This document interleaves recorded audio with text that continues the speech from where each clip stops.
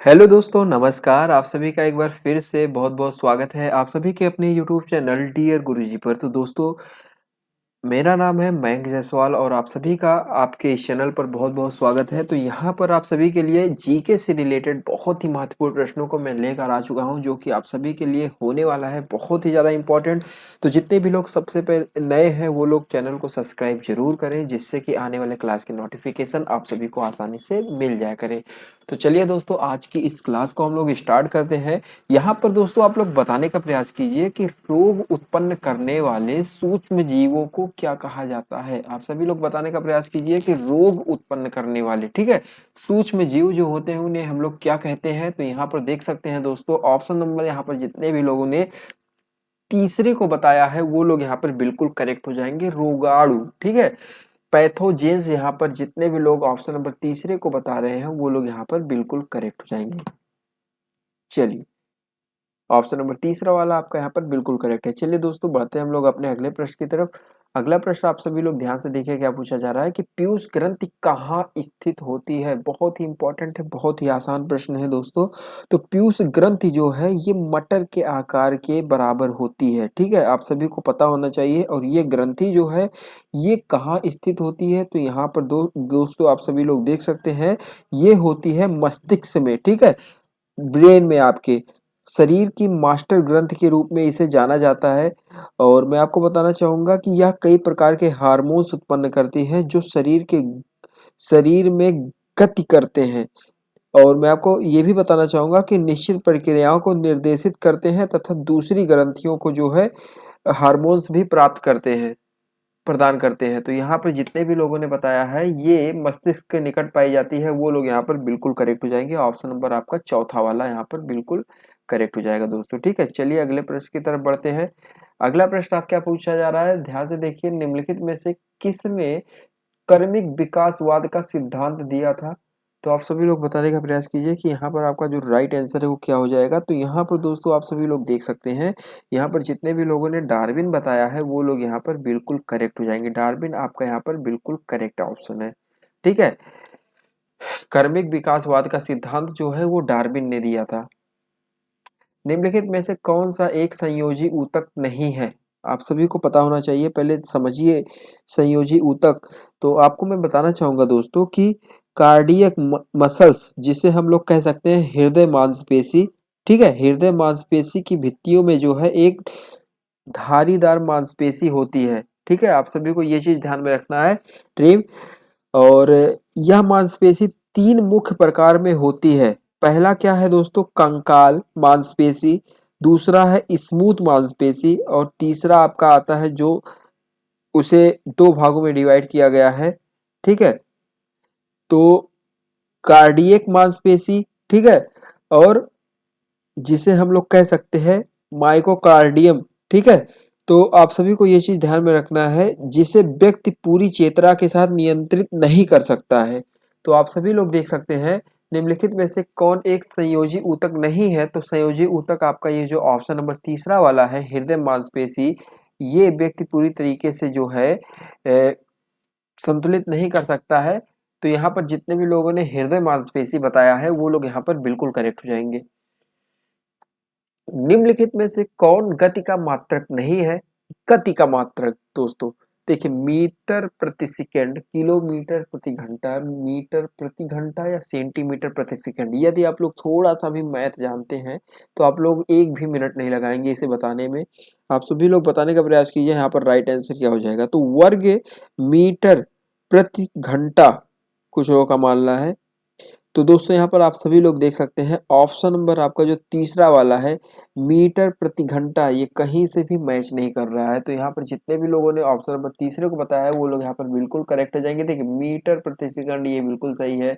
Metre kilometre प्रति घंटा मतलब जैसे 10 किलोमीटर प्रति घंटा की चाल, मीटर मतलब 10 मीटर प्रति सेकंड, 15 मीटर प्रति सेकंड हो सकता है।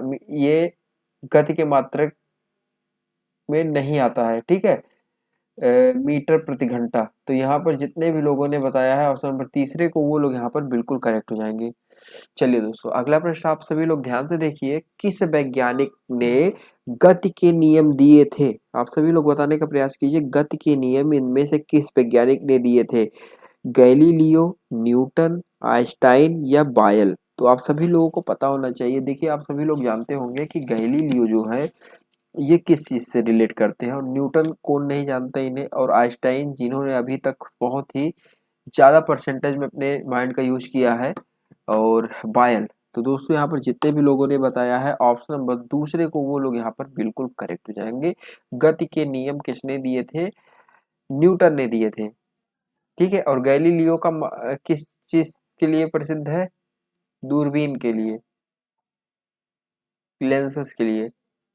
किसी वस्तु की सतह के लंबवत लगने वाले बल को कहते हैं दाब कार्य पर, या आपका ट्रस्ट या घर्षण? तो आप सभी लोग बताने का प्रयास कीजिए, आपका राइट आंसर यहाँ पर क्या हो जाएगा। तो दोस्तों, यहाँ पर जितने भी लोगों ने बताया है कि किसी वस्तु के सतह पर लंबवत जो लगने वाला बल होता है, उसे हम लोग क्या कहते हैं? प्रतिरोध कहते हैं, जिसे इंग्लिश में कहते हैं ट्रस्ट। तो यहाँ पर ऑप्शन पर तीसरा वाला आपका यहाँ पर बिल्कुल करेक्ट हो जाएगा। सफारी एक प्रकार का है ऑपरेटिंग सिस्टम, ब्राउजर या प्रिंटर या आपका इनपुट डिवाइस? तो दोस्तों, यहाँ पर जितने भी लोगों ने बताया है ऑप्शन नंबर दूसरे को, वो लोग यहाँ पर बिल्कुल करेक्ट हो जाएंगे। सफारी क्या है? एक प्रकार का ब्राउजर है। चलिए, अगला प्रश्न आपसे पूछा जा रहा है कि देखिए, अजीब यहाँ पर पूछा जा रहा है कि निम्नलिखित का मिलान कीजिए। तो दोस्तों, यहाँ पर जितने भी लोगों ने बताया है ऑप्शन नंबर पहले को, वो लोग यहाँ पर बिल्कुल करेक्ट हो जाएंगे। देखिए, पहला वाला आप लोग मिलान कर सकते हैं, एक बार स्क्रीनशॉट इसका ले सकते हैं। पहला वाला आपका मिलान करेगा सी से, दूसरा वाला आपका मिलान करेगा ए से, और तीसरा वाला आपका किससे मिलान कर रहा है? बी से। तो आप सभी लोग देख सकते हैं इनपुट डिवाइस जो रिलेट कर रहा है किससे? कीबोर्ड से। ठीक है। और बात करें दोस्तों आउटपुट डिवाइस की, तो ये आपका आउटपुट मतलब बाहर की जो डिवाइस है, ये किससे रिलेट कर रहा है? इसे हम लोग कह सकते हैं प्रिंटर, जो बाहर की डिवाइस है। ठीक है। और इनपुट डिवाइस जो कि इससे हम प्रिंटर कह सकते हैं, वो सॉरी, आउटपुट डिवाइस हम प्रिंटर, देखिए बाहर रहता है प्रिंटिंग मशीन, और इनपुट डिवाइस मतलब कीबोर्ड जो है आपके अंदर के पार्ट होते हैं कंप्यूटर के। और ब्राउजर की बात करें तो ये क्रोम से रिलेट करेगा। ठीक है। तो यहाँ पर आप सभी लोग देख सकते हैं ऑप्शन नंबर पहला वाला बिल्कुल करेक्ट हो जाएगा। चलिए दोस्तों, हम लोग बढ़ते हैं अगले प्रश्न की तरफ। अगला प्रश्न आपसे पूछा जा रहा है कि निम्नलिखित में से कौन सा एक गुण धातु का नहीं है? कठोरता, चमकीला, आघात वर्धनीयता या आपका उष्मा की कुचालकता?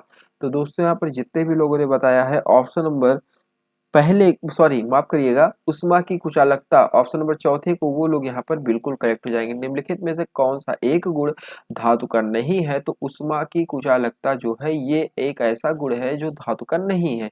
चलिए दोस्तों, एंटासिड की प्रकृति कैसी होती है? अम्लीय होती है, क्षारीय होती है, न्यूट्रल होती है या अत्यधिक अम्लीय होती है? तो दोस्तों, एंटासिड जो होती है इसकी प्रकृति कैसी होती है? तो यहाँ पर दोस्तों, जितने भी लोगों का ऑप्शन नंबर दूसरा वाला है, वो लोग यहाँ पर बिल्कुल करेक्ट हो जाएंगे, क्षारीय होती है। अब थोड़ा सा डिटेल्स में बताना चाहूंगा आप सभी को कि एंटासिड औषधिया जो है, ये एक वर्ग है जो अम्ल को पेट में उदासीन करता है। इसके संगठक जैसे एल्युमिनियम हो गए, कैल्शियम हो गए, मैग्नीशियम हो गए, ये सब हैं। ठीक है। और ये जो है पेट के अम्ल की प्रभावहीन करने की शक्ति को जो है प्रभावित करता है, और पीएच को कम करने के साथ ही क्षार के रूप में कार्य करता है। तो यहाँ पर जितने भी लोगों ने दूसरा बताया है, वो लोग यहाँ पर बिल्कुल करेक्ट हो जाएंगे। तो आपका यहाँ पर बिल्कुल राइट हो जाएगा। ठीक है। ट्रिप। चलिए दोस्तों, अगले प्रश्न की तरफ बढ़ते हैं। परवाड़ के नाभिक केंद्र के घटक क्या होते हैं? देखिए, फटाफट बताने का प्रयास कीजिए। 108 नंबर प्रश्न यहाँ पर देखा जाए, आपका जो राइट आंसर हो जाएगा ऑप्शन नंबर तीसरा, प्रोटॉन तथा न्यूट्रॉन दोनों। जी हाँ दोस्तों, परमाणु के नाभिकीय केंद्र के घटक जो होते हैं, देखिए सुरजीत, यहाँ पर कुछ लोगों का ऑप्शन यहाँ पर बिल्कुल सही है, प्रोटॉन तथा न्यूट्रॉन दोनों। ये जितने भी लोगों का ऑप्शन है, वो लोग बिल्कुल करेक्ट हो जाएंगे। ये घटक होते हैं किसके? परमाणु नाभिकीय केंद्र के घटक होते हैं, प्रोटॉन तथा न्यूट्रॉन दोनों होते हैं। चलिए दोस्तों, इसी के साथ हम लोग अगले प्रश्न की तरफ बढ़ते हैं। ऋण आयन कैसे बनते हैं? ऋण आयन बनते हैं दोस्तों इलेक्ट्रॉन के संयोजन से, इलेक्ट्रॉन के निष्कासन से, प्रोटॉन के संयोजन से या प्रोटॉन के निष्कासन से। तो दोस्तों यहाँ पर जितने भी लोगों का ऑप्शन नंबर पहला वाला है वो लोग यहाँ पर बिल्कुल करेक्ट हो जाएंगे, इलेक्ट्रॉन के संयोजन से। चलिए अगला प्रश्न दोस्तों आपसे पूछा जा रहा है कि विंडोज वेस्ट कंप्यूटर में दो फाइलें एक ही फोल्डर में नहीं हो सकती यदि। तो दोस्तों यहाँ पर यदि क्या होना चाहिए? यदि उनके नाम समान हो और फाइल टाइप समान हो। जी हाँ, ऑप्शन नंबर तीसरा वाला आपका, यदि उनके नाम समान हो और फाइल टाइप समान हो तो जो है विंडोज बेस्ड कंप्यूटर में दो फाइलें फोल्डर नहीं हो सकती हैं। ठीक है, चलिए अगला प्रश्न आपसे पूछा जा रहा है कि सही युग्म चुनिए, तृतीय अमोनियम या विरंजन लिकर या आपका सेलुलोज रेसे। तो आप सभी लोग बताने का प्रयास कीजिए यहाँ पर राइट आंसर यहाँ पर क्या हो जाएगा। तो दोस्तों यहाँ पर जितने भी लोगों ने बताया है ऑप्शन नंबर चौथे को वो लोग यहाँ पर बिल्कुल करेक्ट हो जाएंगे। चौथा वाला आपका क्या है? पहला और दूसरा आपका बिल्कुल करेक्ट हो जाएगा। तो इस हिसाब से देखा जाए तो तृतीयक अमोनियम ये साबुन उद्योग यौगिक से रिलेट कर रहा है और विरंजन लिकर की बात करें तो कागज तथा लुगदी उद्योग से रिलेट कर रहा है। तो जितने भी लोगों का ऑप्शन नंबर दूसरा है वो लोग बिल्कुल करेक्ट है। अगला प्रश्न आपसे पूछा जा रहा है कि निम्नलिखित में से कौन सा पर्यावरण का एक जैव घटक है? तो पर्यावरण का एक जैव घटक क्या है? ऊर्जा, विकिरण, जल, हरित पौधे। तो दोस्तों यहाँ पर जितने भी लोगों ने बताया है ऑप्शन नंबर चौथे को हरित पौधे वो लोग यहाँ पर बिल्कुल करेक्ट हो जाएंगे। डीएनए आपका यहाँ पर रिलेट कर रहा है, देख सकते हैं हरित पौधे यहाँ पर आपका बिल्कुल करेक्ट है। भारतीय नागरिकों के दस्तावेजों के ऑनलाइन सत्यापन तथा अनुप्रमाणन के लिए जो है ई सर्विस का क्या नाम है? ई सर्विस का नाम है टेली लॉ या ई सदन या संपदा या सुविधा। तो कुछ लोगों का मानना है सुविधा और कुछ लोगों का मानना है यहाँ पर ई सदन। जी हाँ दोस्तों, ई सदन आपका यहाँ पर बिल्कुल करेक्ट हो जाएगा। देखिए दोस्तों, मैं आपको बताना चाहूंगा कि भारत सरकार ने जो है विदेश जाने वाले व्यक्तियों के दस्तावेजों के सत्यापन की प्रक्रिया को जो है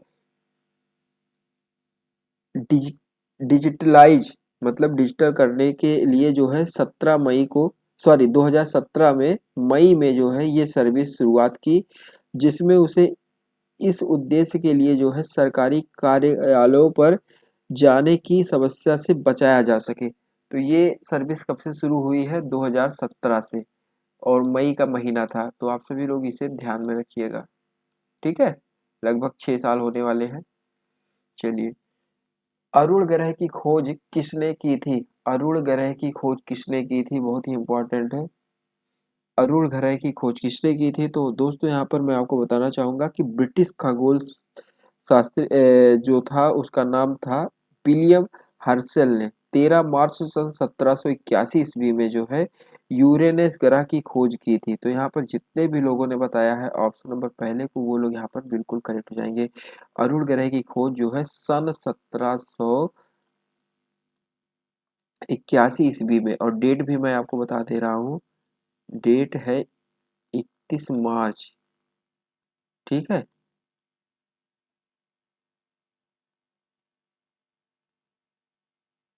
तो आप लोग डेट भी याद रखिए, 31 मार्च सन 1781 ईस्वी। अगला प्रश्न आपसे पूछा जा रहा है कि स्ट्राइक आउट किस खेल से संबंधित है? क्रिकेट, स्नूकर या आपका बेसबॉल या टेनिस। तो स्ट्राइक आउट हमें लगता है यहाँ पर कुछ लोग बेसबॉल बता रहे हैं। तो जितने भी लोगों ने बेसबॉल बताया है अंदाजा ही सही, बिल्कुल सही है। अगला प्रश्न आपसे पूछा जा रहा है कि कसीदा एक प्रकार की कढ़ाई है जो भारत के किस राज्य में प्रसिद्ध है? पश्चिम बंगाल, पंजाब या आपका जम्मू कश्मीर या राजस्थान। तो जितने भी लोगों का ऑप्शन नंबर यहाँ पर तीसरा वाला है वो लोग यहाँ पर बिल्कुल करेक्ट हो जाएंगे। जम्मू तथा कश्मीर आपका यहाँ पर बिल्कुल राइट हो जाएगा। अगला प्रश्न आपसे पूछा जा रहा है कि सी के नायडू लाइफ टाइम अचीवमेंट पुरस्कार प्राप्त करने वाली प्रथम महिला क्रिकेटर कौन है? ठीक है मिताली राज, झूलन गोस्वामी, शांता रंगास्वामी या हरमनप्रीत कौर। तो सी के नायडू, ठीक है, ध्यान रखिए, सी के नायडू लाइफ टाइम अचीवमेंट पुरस्कार, इस पुरस्कार का नाम क्या है? सी के नायडू लाइफ टाइम अचीवमेंट पुरस्कार जो है प्राप्त करने वाली प्रथम भारतीय महिला क्रिकेटर कौन है? तो यहाँ पर जितने भी लोगों ने ऑप्शन नंबर तीसरे को बताया है वो लोग यहाँ पर बिल्कुल करेक्ट हो जाएंगे, शांता रंगास्वामी। ठीक है, मैं आपको बताना चाहूंगा कि इन्हें जो है ये पुरस्कार फरवरी के महीने में सन 2017 में मिला, और ये प्रथम महिला जो है लाइफ टाइम अचीवमेंट अवार्ड था, जो कि Naidu life time achievement award के नाम से भी प्रसिद्ध है। और इस सम्मान के लिए जो है ये भारत की प्रथम महिला चुनी गई। चलिए अगला प्रश्न आपसे पूछा जा रहा है कि नंदा देवी पर्वत चोटी भारत के किस राज्य में स्थित है।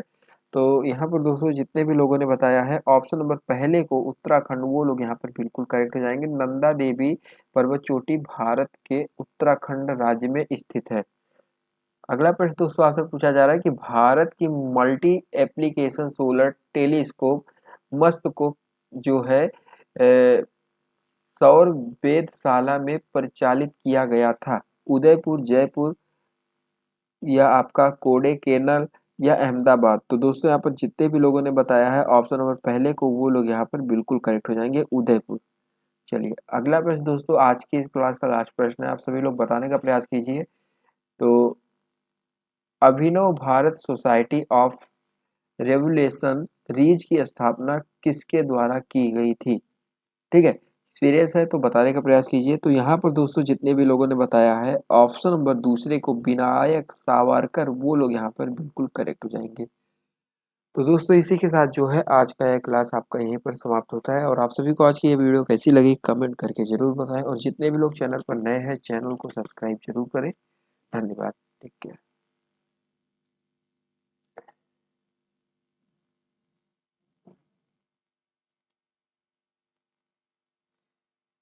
और